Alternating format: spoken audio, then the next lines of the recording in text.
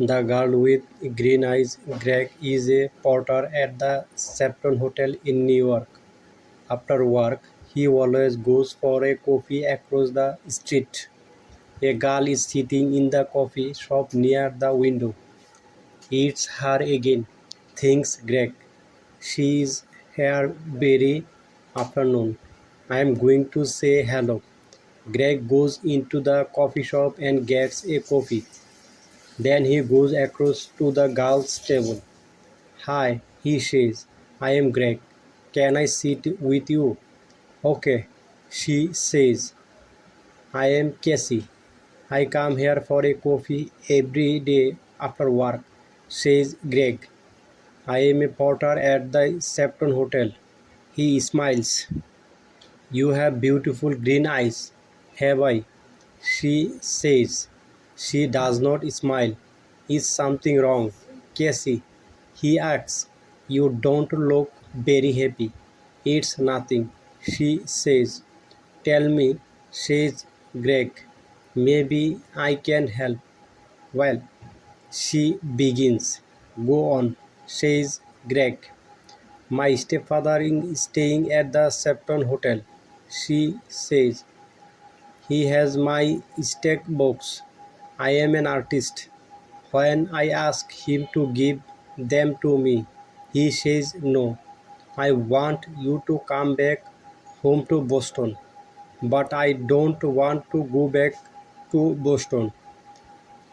He is not nice. How long is the going to be at the hotel? Asked Greg. 2 more days, says Casey. He is in Rome 7 to 4. Maybe I can get the steak books for you, says Greg. Maybe I can get into this room. Can you? She says. Meet me here tomorrow afternoon at 4:30, says Greg. Okay, thank you, says Casey. Thank you very much. She looks at her watch. I have got to the now. See you tomorrow. When Casey gets back to her hotel room, she makes a telephone call. Hello, she says. It's me. It's okay. The boy going to do it. Yes, I am going to get them from him tomorrow afternoon. Okay, I can meet you there the morning after at 10 a.m. Don't forget to bring the money, $200. The next morning, Greg arrives at work early. He goes to find room 7 to 4. I have to wait visit for Casey's stepfather to go out. He thinks. I don't know his name, but it does not matter. Greg watches the door of room 7 to 4. He sees the girl come to clean the rooms. Some minutes later, a man comes out of room 7 to 4. That must be Casey's stepfather, thinks Greg. He waits for the man to leave and for the cleaning girl to into room 7 to 4. I need to look in the room, he thinks. Greg waits for the girl to leave the bedroom. Then he goes into the room and begins to look for the steak box. I must be quick, he thinks. Where are they? Suddenly, Greg sees the steak box by the bed. Got them, he thinks. He begins to look at the pictures. Wow, Casey is a great artist. Those are good. Greg is leaving the room when he hears the cleaning girl call out to him. He says, what are you doing? Come back. Greg does not stop. He's finished work that afternoon and leaves the hotel through a door in the next street. When he gets near the front of the hotel, he sees the man from room 7 to 4. That's him again, thinks Greg. That's Casey's stepfather. Greg waits for the man to go into the hotel. Then he goes to the coffee shop. Cassie is at the same table. Greg gets a coffee and goes to sit with her. I have them, he says, and he puts the steak box on the table. That's great, says Casey. How can I thank you, Greg? You can meet me later, he says. After I go home and change out my Potter uniform. I am sorry, Greg, says Casey. I cannot tonight. Maybe tomorrow night. Okay, says Greg. Tomorrow tonight we can get something to eat first. Yes, okay, says Casey.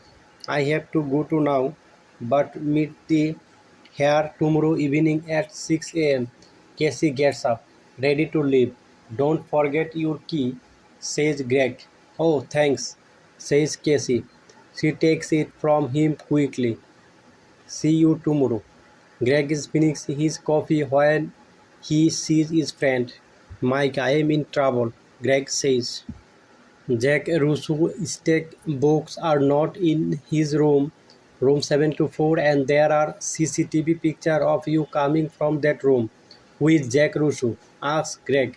Suddenly he is not feeling very well. An artist, says Mike. His picture sells for thousands of dollars and his stack books sell for thousands too. Do you have them? Asks Mike. No, a girl has them, says Greg. What girl? Asks Mike. A girl with green eyes, says Greg, and he tells Mike about Cassie and her stepfather. But it's not true, says Mike when Greg finishes speaking. Jack Russo does not have a wife or stepfather. You have to find that girl and get the stick books, Greg. And you have to do it before the police and find you. Greg walks home to his one-room apartment. How am I going to find her? He thinks. She has Jack Russo stitch book now, so she not going to meet me again. Is she going to tell them for a lot of money there is a police car in the street next to Greg's apartment? Oh no, he thinks, they are waiting for me. I cannot get into apartment now. That night, Greg sleeps on a train in the subway. But early the next morning, hey you, says a man, he is the subway cleaner, gets up. You cannot sleep here all day. Sorry, says Greg. People are arriving to get their trains now. One of them stops and looks at photograph in his newspaper, and then at Greg. It's him, thinks the man. It's the young man in the newspaper photograph. The police are looking for him. Suddenly Greg sees the man looking at him, and he sees picture on the front of the man's newspaper. Oh no, I have to get out of here quickly, he thinks. The man with the newspaper finds a policeman. It's him. He tells the policeman, the hotel porter. Hey you, the policeman calls to Greg. Greg runs. Stop, calls the policeman. Greg does not stop. I have to get out of this uniform, thinks Greg. People know I am the porter. Maybe Mike can give me something different to wear. When he gets to Mike's apartment, Mike opens the door. I need something where Greg tells him, I cannot go back to my apartment. My picture is in the newspaper. Yes, I know, says Mike. It's okay. Come in. Where's the girl? Asks Mike. Do you know? No, says Greg. What can you remember about her? Says Mike. You must be something to help find her. Yes, Greg says suddenly. Her key, a key to a room in the Dolph Hotel. It is a small cheap hotel near 42 Second Street. They must be staying here. What's the time? Nearly 9, says Mike. Maybe she is there now, says Greg. I have to go. Thanks, Mike. 20 minutes later, Greg is near the Dolph Hotel. Am I too late? He thinks. Suddenly Greg sees Cassie come out of the hotel. Cassie, he calls. Wait, I have to walk to you. Cassie sees him, but he does not stop. There is a car waiting for her. She says something to the driver and gets into it quickly. Oh no, says Greg. Pier 83, says an old man in the street. Greg looks at him. The girl is going to Pier 83. West 42 years street for the Circle Line boat, says the old man. Greg smiles. Thanks, he says, and he begins to run. Greg runs all the way to Pier 83. People are getting into the boat, and he gets a ticket. On the boat, Greg looks for a Cassie, but a woman with a newspaper is looking at him. It is the young man in the picture. She tells the man with her, "Call the police, ED."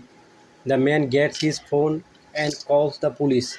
Sometimes later, Greg sees Casey. She is talking to men, but Greg does not see two policemen get into the boat. They quickly find Greg. "Where are Jack Russo stitch books?" The first policeman asks him. "I don't have them," says Greg. "You don't want me. You want her. She has the sketchbooks." He look. He is right, he says second policeman. The two policemen move quickly to Casey and the man. "I don't understand," says Casey. "The two of you are coming with us," says one of the policemen. "You are in the trouble." Later, Greg and policemen take the sketchbooks back to the hotel. Jack Russo is very happy to see them again. "I am sorry, Mr. Russo," says Greg, and tells him everything. "It's okay," says the artist, smiling, "but stay away from girls with beautiful green eyes." Thank you so much for listening me.